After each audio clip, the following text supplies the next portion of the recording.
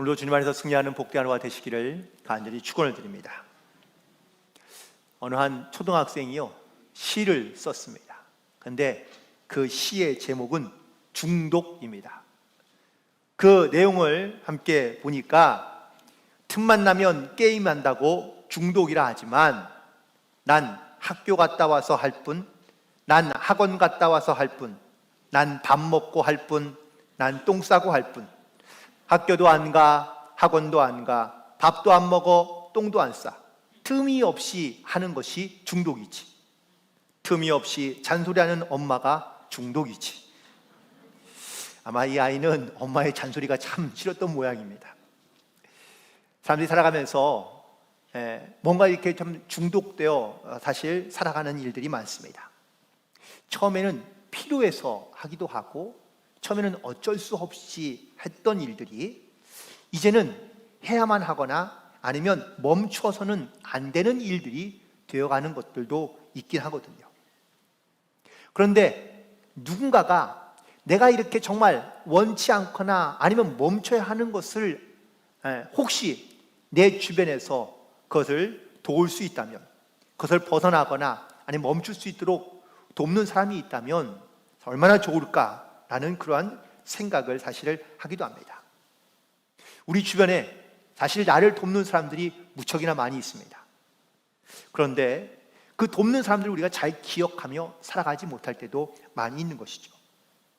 성경에도 바로 이 돕는 자가 계신다고 말씀하고 계시는데, 요한복음 14장 16절에 보면 성령님을 보혜사라고 이렇게 말씀했는데, 이 보혜사가 헬라어로 파라크레토스입니다. 이 파라크레토스는 두 가지의 말이 합성어인데요, 먼저 앞에 나오는 파라라는 말이 누구누구 옆에서 혹은 곁에서 라는 의미가 있고, 크레토스는 도와주는 이라고 이렇게 말하고 있습니다. 즉 성령은 누군가의 곁에서 혹은 옆에서 끊임없이 도와주는 역할을 하고 있는 분이 바로 성령이다라고 말씀하고 계신 것이죠. 그런데 우리는 성령님이 우리 가운데 계시고 또한 내 곁에 계셔서 나를 도와주신다는 사실을 우리는 너무나 잊어버리며 살아가는 경우가 많다는 겁니다. 어느 설교 예화집에 나온 내용인데요, 1912년 4월의 어느 날 미국의 그레이스 대통령의 아내가 주일 예배를 마치고 집에 돌아왔는데 왠지 마음이 계속 불안한 겁니다. 영적으로 좀 기도 생활과 좀 민감했던 이 부인은요, 성령님께서 자기에게 기도하게 하신다는 것을 깨닫고 기도하기 시작합니다. 그런데 잠깐이면 기도가 끝날 줄 알았더니 계속해서 기도하게 하시는 거예요. 결국 끊임없이 기도하다 보니까 결국 새벽 5시가 돼서야 하나님께서 편안한 마음을 주시고, 그리고 감사하는 기도로 마무리를 짓고 잠이 들게 됩니다. 얼마 후 남편이 멀리 출장을 갔던 남편이 돌아옵니다. 돌아온 남편에게 이 이야기를 하자 그 남편도요, 놀랍게도 자기의 경험한 일들을 얘기하기 시작하는데, 바로 그의 아내가 결혼하자 기도하던 그때에 그는 영국에서 출발한 타이타닉호를 타고 있던 것이죠. 이 배가 빙산에 부딪혀 가라앉기 시작했고요, 많은 사람들을 구조하기 위해서 이 그레이스 대령은 사방을 뛰어다니며 사람들을 구명보트에 태웠습니다. 그런데 정작 자기는 그 보트에 타지 못하고 그 침몰하는 배와 함께 결국은 물에 갇히게 물속에 들어가게 된 것이죠.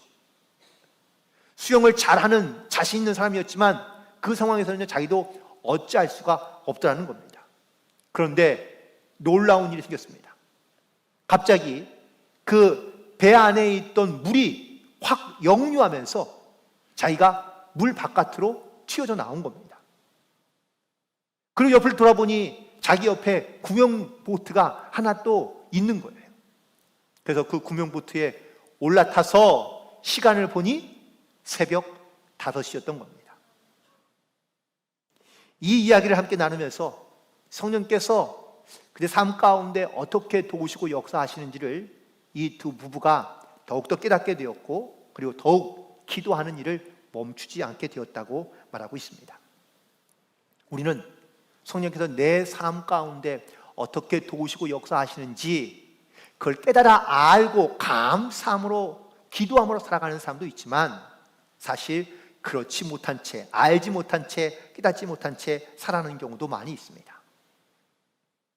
요한복음 14장 26절에 보면 성령은 우리에게 모든 것을 가르쳐 주시고 모든 것을 기억나며 생각나게 하신다고 말씀해 주고 있는데, 물론 문자적인 그 의미 그대로 성령께서 우리에게 기억나게 하시고 생각나게 하시고 가르쳐 주시기도 하지만, 사실 예수님께서 이 말씀을 하신 또 다른 이유와 목적은 성령은 멀리 있는 분이 아니라 늘 너희의 곁에 계서 너를 도우시는 분이라는 것을 말씀하고 계시며, 또한 그것을 선포하기 위해서 예수님께서 제자들에게 말씀하셨다는 사실입니다. 내 주변을 가만히 돌아보면 나에게 정말 소중한 사람들이 참 많습니다. 그런데 그 중에 어떤 사람은 얼굴도 이름도 다 기억이 나는데 어떤 사람은 얼굴도 이름도 다 기억하지 못하는 사람도 있습니다. 또 내가 누군가로부터 도움을 받을 때에 한 번에 도움을 받은 사람도 있지만 반복적으로 혹은 지속적으로 도움을 나에게 주는 사람도 분명히 있거든요. 이렇게 나를 돕는 사람이 내 주변에 많이 있다는 것은 정말 감사한 일이고 행복한 일인 줄로 믿습니다. 오늘 본문에서 시편 기자인 다윗이 자기 주변에 자기를 돕는 사람들이 사실은 많이 있지만 그 누구보다 하나님께서 내 삶을 지켜주시고 보호하고 계신다는 것에 대하여 감사하고 있고요. 자기가 고난과 어려움과 혹은 슬픔 가운데 있을 때마다 자기를 위로해 주시고 힘을 주시고 또한 기쁨으로 또한 영광으로 자기를 인도하시는 그 하나님의 은혜에 대하여 감사하고 있는 것을 볼 수 있습니다. 오늘 이러한 믿음의 고백이 또한 저와 여러분 가운데 함께 있게 되기를 간절히 소망합니다. 특별히 나를 돕는 분이 계신다는 것, 이건 너무나 귀하고 복된 일인데, 더 나아가서 내가 단순히 도움을 받는 자로, 도움을 구하는 자로만 끝나는 것이 아니라 하나님께서 나를 이렇게 쌍 가운데 혹은 다른 사람들에게 돕는 자로 나를 부르셨다면 나는 지금 어떻게 그 돕는 자의 사명을 감당하고 있는지를 돌이켜보고 또한 결단할 수 있는 시간이 되기를 간절히 소망합니다. 먼저 하나님께서 나를 어떻게 돕고 계시느냐 혹은 어떤 돕는 자를 나에게 보내주고 계시느냐라는 것인데, 첫 번째, 나의 고난과 어려움을 알고 돕는 사람을 하나님께서 보내주신다라는 사실입니다. 정말 내가 힘들 때 어려울 때 나를 돕는 사람을요, 우린 결코 잊을 수가 없습니다.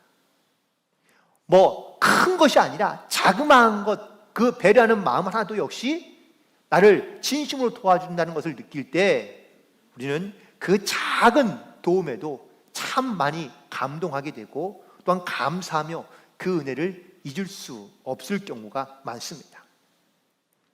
그런데 이 은혜를 받았지만 그 받은 은혜를 기억하고 또한 그 은혜를 베푼 사람과 평생토록 좋은 관계를 맺을 수 있는 것은요, 은혜를 베푼 사람이 아니라 은혜를 받은 사람의 입장에서 사실 그 은혜를 베푼 사람에게 먼저 다가가는 것이 더 중요합니다.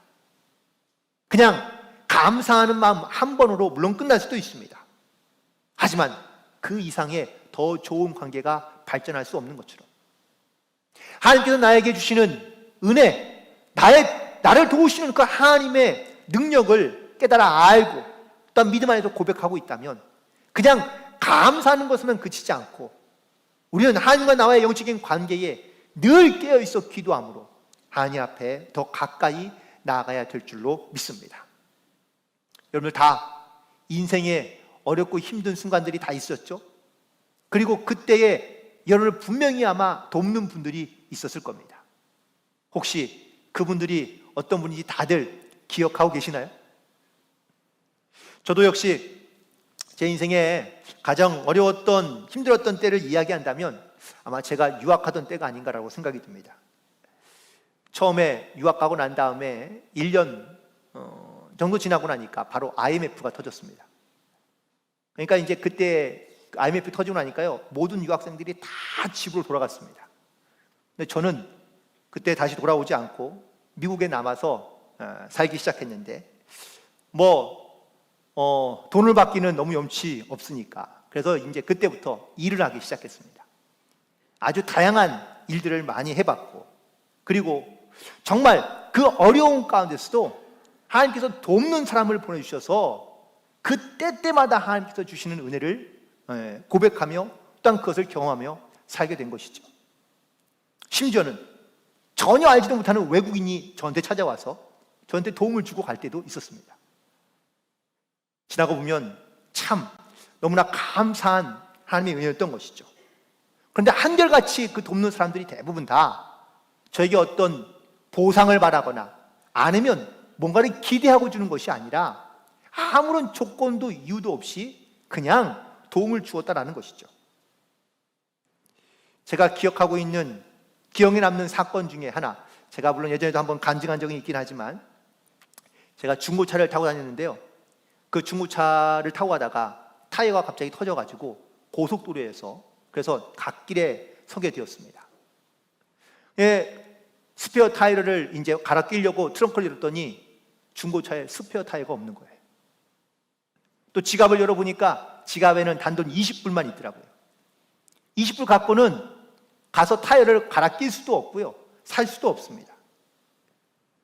막막한 그 순간에 저는 그냥 할 수 있는 게 기도밖에 없더라고요. 그래서 하나님 제발 도와주세요 라는 이 기도밖에 할 수가 없었는데, 기도한 지 얼마 지나지 않아서 어떤 차가 지나가더니 갑자기 서는 겁니다. 그리고 저에게 후진해서 오는 거예요. 저에게 묻습니다.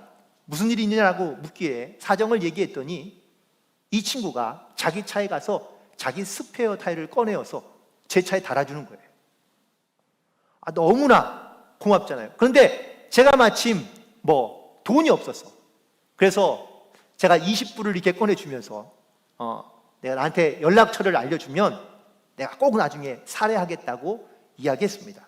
그랬더니 그 친구는요 20불도 받지 않고 그냥 가더라고요. 그런데 제가 그 친구의 이름도 몰라요. 지금 벌써 꽤나 오랜 세월이 지났으니 얼굴도 기억이 나지 않습니다.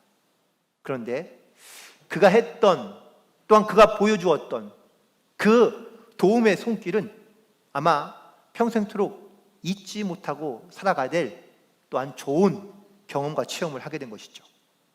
그리고 이 친구를 통해서 깨닫게 된 것이 돕는다는 것이 무엇인지를, 어떻게 도와야 하는지를 제가 그때 다시 한번 깨닫게 되었다는 겁니다.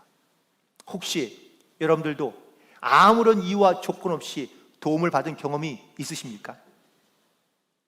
물론 이런 경험을 하는 것도 결국은 쉬운 일은 아니죠. 그런데 내가 그 받은 것을 잊지 않고 나도 역시 그 받은 대로 나눠줄 수 있는 것이 사실 더 중요한 것이죠. 아마 저를 도왔던 그 친구도 어쩌면은 누군가에게서 그 도움을 받았는지 모릅니다. 하지만 그것은 중요한 건 아니죠. 중요한 것은 그가 그렇게 아무런 조건 없이 이유 없이 도왔던 마음, 또 그 도왔던 어떤 경험이 나도 역시 다른 사람을 도울 때에 뭔가 이유와 조건을 달지 않고 이유 없이 그에게 도움을 줄 수 있는, 도움을 베풀 수 있는 그러한 마음을 갖게 되었다는 사실입니다. 그날 그 경험 이후로 저도요, 차를 타고 다닐 때마다 도로에 서 있는 자들을 그냥 무심코 지나가지 않습니다. 한번 가서 물어보게 되고 혹시 어떤 도움이 필요한지를 관심을 갖게 되는 그러한 마음과 또한 그러한 어떠한 생각으로 혹은 행동으로 바뀌게 되었다는 것이죠. 내가 하나님께 도움을 구하고 또 하나님의 도움을 받고자 사실 우리가 하나님 앞에 기도하며 나아가지만, 더 중요한 것은 도움을 받는 것에서만 멈추는 것이 아니라 우리가 그 받은 도움을 가지고 다른 사람에게 도움을 줄 수 있는 사람으로 살아가는 것이, 이것이 바로 하나님께서 우리에게 역사하시고 계시는 그런 은혜이며 또한 주님의 크신 축복인 줄로 믿습니다. 또한 동시에 하나님께서 우리를 도우시는데요, 우리에게 위로하는 사람을 보내주신다는 사실입니다. 경제적인, 물질적인 어려움도 사실은 무척 힘들지만 정신적, 마음적, 심적으로 받는 고통은 사실 보이지 않는 것이기 때문에 더 힘들거나 어렵다고 말할 수 있습니다. 특별히 이 코로나 시대가 되다 보니까 이 코로나 때문에 받는 스트레스나 아니면 우울증 때문에 정신적 혹은 심적인 고통을 받는 사람들이 많다고 그럽니다. 그럼에도 불구하고 이런 자기의 어떤 이러한 약한 모습이라든지 아니면 자기의 부끄러운 모습을 오픈하는 사람은 흔치 않습니다. 심지어 오히려 반대로 누가 자기의 상황을 알까봐 우리는 더 움츠러들고 그리고 더 자기를 오픈하지 않습니다. 과연 그러면 나는 누구로부터 위로를 받을 수 있을까요? 혹은 나를 위로해 줄 사람은 과연 누가 있을까요? 오늘 본문에서 시편 기자인 다윗은요, 자기의 슬픔, 자기의 고통, 이걸 아시는 분은 오직 하나님 뿐임을 고백하고 있습니다. 슬픔이 변하여 기쁨이 되게 하시고 눈물이 변하여 웃음이 되게 하시는 그 하나님을 의지함으로 그는 살아가고 있다는 것을 고백하고 있습니다. 특별히 이 다윗에게는요, 자기의 마음을 가장 잘 알아주는 아주 좋은 친구가 하나 있었는데 그 친구의 이름이 바로 요나단입니다. 사무엘상 18장 3절과 4절에 있는 말씀에 보니까 요나단이 다윗을 자기의 생명같이 사랑하였다고 말하고 있습니다.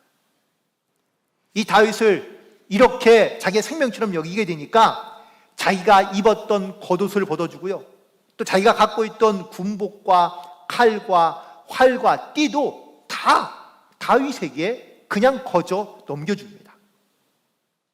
왜 이렇게 요나단이 다윗에게 모든 것을 다 주고 있는 걸까요? 그 이유는 서로의 마음이 일치가 되고 하나가 되기 때문이었다고 1절에서 사무엘상 18장 1절에서 말씀하고 있는데요, 마음이 하나 되고 일치하였다라는 것은 서로의 고통과 아픔을 함께 위로하는 자가 되었다라는 그러한 의미이며 뜻이기도 합니다. 우리 주변에서도 역시 말이 잘 통하거나 혹은 또 소통할 수 있는 사람들을 가만히 보면요, 그래도 뭔가 공통점이 있는 사람들이 많은 겁니다. 어떤 어려움을 함께 극복했던 공통점이 있다든지 아니면 어떤 질병이라든지 아니면 어떤 서로가 이야기 나눌 수 있는, 쉽게 서로가 하나가 될 수 있는, 마음이 하나가 될 수 있는 그런 공감대가 있을 때 훨씬 더 쉽게 가까워지는 것처럼 말입니다. 그런데 우리가 평소에 힘이 있거나 아니면 자신감이 있거나 젊음이 있거나 친구가 많거나 학력이 있거나 아니면 통장에 잔고가 많을 때에는요, 우리는 주로 이것들이 의미 있다고 생각하며 살아가는 경우가 많습니다. 그런데 어느 순간 내가 깊은 고난 가운데 찾아오게 되면은 내가 매우 의미 있다고 생각하고 또 나에게는 나름 중요하다고 생각했던 모든 것들이 한순간 의미가 없어지는 것을 느낄 때가 있습니다. 그리고 그제서야 진짜 내 삶에 가장 중요한 의미를 갖고 있는 것이 무엇인지를 찾게 되고 그리고 그때 경험하게 되는 것이죠. 아무것도 할 수 없고 붙들 것이 없는 그 절망의 상태가 바로 하나님께서 우리를 기도할 수 있는 준비된 상태로 우리 가운데 찾아오신다라는 사실입니다. 그래서 힘든 때에 사람의 물론 위로가 큰 힘이 되는 경우도 있지만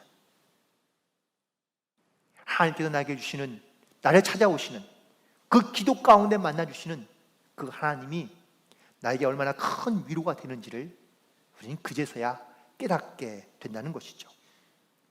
시편 기자도 고통 가운데, 고난 가운데, 그리고 쓸쓸함 가운데, 외로움 가운데 그 하나님을 찾고 하나님을 부르짖는 이유는 주변에 사람이 없어서가 아닙니다. 사람도 있지만 하나님만이 바로 내 모든 것을 아시는 분이기 때문에 그분을 통하여 내가 위로받고, 그리고 그분을 통하여 새로운 힘을 얻게 하시기 때문이라고 고백하고 있는 겁니다. 세 번째, 하나님이 우리에게 도울 자를 보내주시는데 그건 바로 조언과 충고를 해주는 사람이라고 말할 수 있습니다. 앞에 유머 가운데 이 조그만 초등학생이요, 엄마의 잔소리가 싫었던 것처럼 사람이 많은 잔소리를 들으면 사실 싫기 마련이죠. 그런데 내 주변에는 잔소리보다는 그래도 나에게 이렇게 조언과 충고를 해줄 수 있는, 쓴소리를 할 수 있는 그런 친구 혹은 그런 돕는 자가 있다는 것은 나에게는 매우 소중하고 또한 매우 중요한 일입니다. 그리고 이런 친구들은 멀리해서는 안 됩니다. 사무엘하 12장에 보면 다윗이요 한 가지의 범죄를 저지릅니다. 그것은 바로 자기의 부하였던 우리아를 전장에서 그냥 죽게 내버려 두고요, 그의 아내였던 밧세바를 범하여 자기의 아내로 삼게 됩니다. 그런데 이 일에 대하여 그 다윗의 부하로서 평생을 같이 했던 많은 충신들이 있었는데 아무도 얘기를 하지 못하는 겁니다. 뭐 여러 가지 많은 이유가 있었겠죠. 그러자 하나님께서 이 다윗에게 나단이라는 선지자를 보내십니다. 그리고 그를 통하여 이 다윗이 지은 죄를 드러나게 하시고, 그리고 수치를 드러나게 하십니다.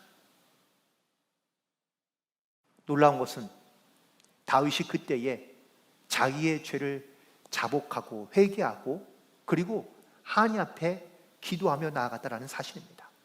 만약에 다윗에게 이 나단 선지자가 가지 아니하고 혹은 그의 말을 들었다 하더라도, 그의 조언을 들었다 하더라도 그가 강팍한 마음으로 그 선지자를 그냥 죽여버렸다면 다윗과 하나님과의 관계는 멀어질 수밖에 없었을 것이고요, 그리고 영적으로 그는 전혀 회복되지 못하는 삶을 살았을 것입니다. 하나님은요, 우리가 이 땅 가운데 살아가는 동안에 많은 조언과 충고를 주십니다. 어떻게 해요? 찔림을 통해서, 깨달음을 통해서, 때로는 원치 않지만 수치를 통해서 나의 죄가 드러나게 하심으로 말미암아 하나님께서 우리에게 말씀하시는 겁니다. 중요한 것은 그때에 내가 어떻게 반응하느냐라는 겁니다. 나에게 찔림을 주시고 나에게 깨달음을 주셨을 때에 내가 어떻게 하나님 앞에 반응하느냐에 따라서 내 신앙이, 내 믿음이 성숙해지기도 하고 건강해지기도 하지만 반대로 내 신앙과 믿음이 강팍해지기도 하고 혹은 하나님과 멀어질 수밖에 없다는 사실입니다. 예수님이 하나님의 말씀을 대언할 때에 이 예수님의 말씀을 들었던 수많은 사람들이 있습니다. 그 중에서도 바리새인들, 서기관들, 대제사장들, 이런 사람들을 향하여 예수님은요 더 강하게 말씀하셨습니다. 찔림이 되라고. 그런데 그들은 어떻게 반응했습니까? 예수님을 미워하고 예수님을 증오하고 그리고 예수님을 죽이고 싶은 마음을 갖게 되었다는 것이죠. 히브리서 4장 12절에 있는 말씀입니다. 하나님의 말씀은 살아있고 활력이 있어 좌우에 날선 어떤 검보다도 예리하여 혼과 영과 및 관절과 골수를 찔러 쪼개기까지 하며 또 마음의 생각과 뜻을 판단하신다고 말씀하고 있습니다. 하나님의 말씀이 살아있다면 지금 여러분의 생각과 여러분의 뜻과 여러분의 모든 것을 판단하실 뿐만 아니라 여러분 가운데 찔림을 주시고 깨달음을 주셔서 하나님의 뜻이 무엇인지를 분별하게 하시고자 우리 가운데 하나님의 말씀으로 다가오신다라는 사실입니다. 우리는 찔림을 통하여 혹은 깨달음을 통하여 때로는 수치와 부끄러움을 통하여 우리는 하나님 앞에 우리의 죄를 고백하며 그리고 회개함으로 하나님 앞에 나아가야 될 줄로 믿습니다. 하나님께서는 이렇게 우리를 도우십니다. 때로는 고난과 어려움 속에서 돕는 자를 보내주시고 또 때로는 우리에게 위로가 필요할 때는 위로자를 보내주시고 또 조언이 필요할 때는 이렇게 말씀을 통해 우리 가운데 깨닫게도 하시고 이렇게 다양한 모습으로 우리 가운데 도우시고 역사해 주시는데 그렇다면 우리가 그 주님의 도움을 받는 것으로 도움을 구하는 것으로만 끝나야 되느냐? 아닙니다. 중요한 것은 나는 어떻게 하나님의 말씀 가운데 혹은 또 하나님의 사역 가운데 돕는 자로 살아갈 수 있느냐라는 이 하나님의 부르심과 사명에 대한 문제입니다. 신앙생활은 단순히 하나님과 나와의 영적인 둘만의 관계가 아닙니다. 더 나아가서 이웃과의 관계, 사람과의 관계도 하나님께서 우리에게 주시는 말씀이며 명령이기도 합니다. 나를 도우시고 나를 통해 역사하시는 하나님은요, 나에게만 역사하시는 것이 아니라 또한 동시에 나를 통하여 다른 사람에게 역사하시고자 저와 여러분을 부르시고 저와 여러분이 그 돕는 자의 사명을 감당할 수 있도록 우리를 부르시는 줄로 믿습니다. 우리는 살아가면서 많은 도울 수 있는 기회와 도울 수 있는 사람을 만날 수 있습니다. 그리고 하나님께서 그런 또한 기회를 주십니다. 그때에 내가 도움을 주는 자로, 도울 수 있는 자로 그에게 다가가며 또한 그에게 하나님의 은혜를 선포하는 것이, 증거하는 것이 바로 하나님께서 저와 여러분을 부르신 이유이고 또한 목적인 줄로 믿습니다. 사도행전 1장 8절에 맨 마지막에 있는 말씀 가운데 이 말씀을 기억하시죠? 바로 내 증인이 되라. 단순히 말씀만 증거하는 것이 증인이 아니라 주님의 도우심을 그들에게 증거하고 또한 나타내며 또한 그들 가운데 행하는 것이 바로 말씀의 복음의 증인으로 살아간다는 것을 말씀하고 있습니다. 하나님이 아담에게 하와를 만드시고 그에게 돕는 배필로 하와를 보내신 이유가 분명히 있습니다. 이게 바로 하나님의 창조의 목적이고 이유인 것입니다. 세상에 있는 모든 피조물들은 다 서로를 도우며 살도록 하나님께서 만드셨습니다. 그런데 좀 안타까운 것은 요즘은요, 혼자 사는 것이 좋다고 편하다고 말하는 분들이 많이 있습니다. 물론 편해 보이기도 하고 혹은 괜찮아 보이기도 합니다.